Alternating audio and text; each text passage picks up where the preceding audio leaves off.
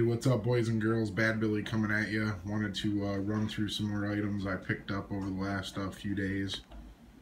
Went over to Walmart and picked up a 4-pack of these Nextbook Aries 8-inch tablets. Barcode on those. The receipt's saved in my phone, so I don't have it in front of me. These were 17 bucks a piece. I think I've been making videos long enough by now. You guys can probably believe me that I bought them on Sunday, like I said. I also picked up some other items for an upcoming trip. Picked up a head strap, goes around the hat for GoPro. I picked up a Blackhawk dual mag carrier. I picked up a Safariland adapter for my holster for my GLOCK 17.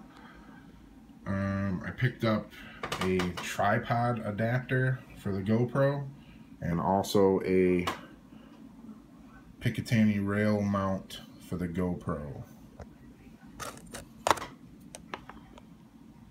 Those items all came from Amazon, and I also picked up a small section of key mod rail to put on my AR, which will probably coincide with this. So that is all I've got for tonight, guys. Hope you are having a good one, and I will talk to you guys later this week. I'm out.